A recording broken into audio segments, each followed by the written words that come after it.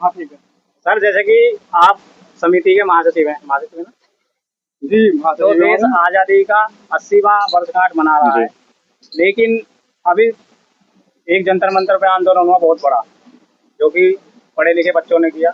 उसके बाद में एक मुहिम चली आरक्षण के विरोध में। तो आरक्षण के विरोध में क्या कह पाएंगे आप? सबसे पहले तो मैं आप सब मीडिया भाइयों का धन्यवाद देना चाहूंगा, क्योंकि आप लोग इस कार्यक्रम में आए और उपस्थित, आपने हमारी आवाज को उठाया, हमारे क्षेत्र की जनता को दिखाया कि डॉक्टर अम्बेडकर जनमत समिति के आज बैनर तले एक भव्य विशाल तिरंगा यात्रा निकली है, जो आप सब लोगों ने कवरेज किया, उसके लिए आपका बहुत बहुत धन्यवाद। आपने क्वेश्चन किया आरक्षण।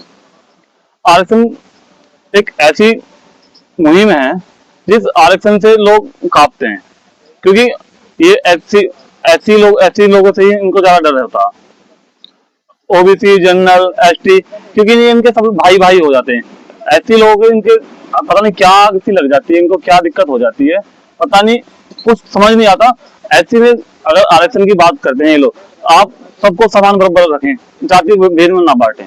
आप जब देखें कि ऐसी वर्ग क्या कर लेता, सबको समान बराबर होना चाहिए। नहीं, आरक्षण की बात वो कहते हैं कि जो आर्थिक मतलब कमजोर आर्थिक स्थिति से उस आधार पर आरक्षण होना चाहिए उन लोगों के लिए, गरीब है उसके लिए होना चाहिए। ये तो जो ना इनकी बहुत बड़ी चाल है, आपने दबे हुए समाज को गुमराह करने वाली। अब चुनाव आने वाला है नजदीक में 2027 में, ये तो बस कभी हिंदू मुस्लिम पर बांट देंगे, कभी छात्र राजनीति पर बांट देंगे, कभी आरक्षण में बांट देंगे। अभी जो है बैलेट पेपर के लिए तो ईवीएम के लिए बांट देंगे। नहीं इन तरह के मुद्दों लाके ये समाज के ऊपर छोड़ देते हैं, ये कभी भी कुछ नहीं कर पाते।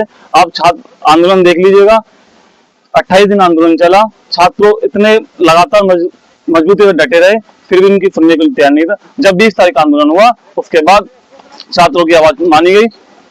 जी अच्छा, ये बताओ, ये जंतर मंतर का आंदोलन हुआ कांग्रेस जनता पार्टी का, और इन्होंने बाबा साहब की फोटो भी लगाई। जी, तो बाबा साहब की फोटो तो लगाते हैं, लेकिन जो बाबा साहब ने जिन चीजों की स्थापना की, संस्थाओं की, जैसे कि रिजर्व बैंक ऑफ इंडिया हो गई और तमाम इस तरह से हो गई, तो क्या उसमें जैसा संविधान जो लिखा बाबा साहब ने, तो क्या संविधान सिर्फ जो ऐसी समाज के हैं दलित लोग वो यूज करते हैं, या फिर उन संस्थाओं में से दलित समाज के लोग जाते हैं? क्योंकि जैसे कि आज भी स्वतंत्रता दिवस मनाया जा रहा है, उसमें भी मतलब जो अगर कास्ट की अगर बात करें दलित वर्ग की, तो वो भी बाबा साहब से ज्यादा याद नहीं करते। आप तो क्या दीजिए, आप जो है कांग्रेस जनता पार्टी के आंदोलन की बात कर रहे हैं, छात्रों के आंदोलन की बात, वो आंदोलन सर्व समाज के लोगों का आंदोलन था। उसमें 70% अपने समाज के लोगों की भागीदारी रही है, बट संविधान को मान के ही वो आंदोलन हमने जीता है।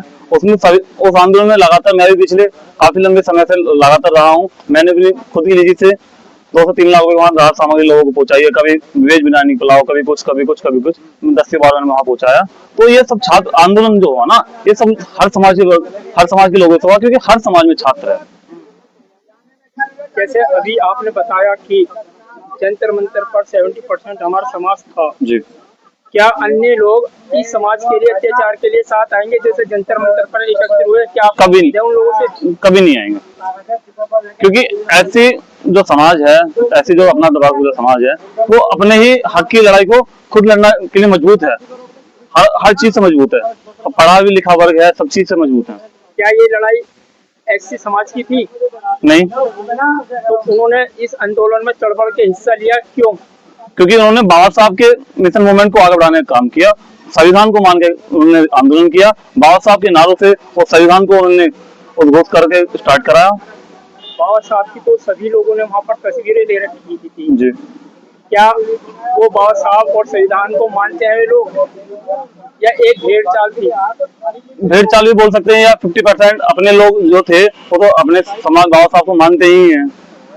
भेड़ चाल भी बोल सकते हैं, क्योंकि उसमें एससी भी था, जाटा भी था, ब्राह्मण भी था, ठाकुर भी था, राजपूत भी था, बनिया भी था, सब जाति के लोग थे, बट वो छात्र थे। उन्होंने अपनी जाति भेदभाव को अलग छोड़ के छात्र एकता के बीच में आए, फिर छात्रों की आवाज कहीं ना कहीं आज हमारे साथ है। कहने का हमारी आने वाली पीढ़ी के साथ ऐसा ना हो, हम लोग मिलकर एक साथ आवाज उठाते हैं। कहने का मतलब आपका ये है कि सभी छात्रों ने एक आवाज जी उठाई अपने उसके लिए, बिल्कुल, अपने हक के लिए।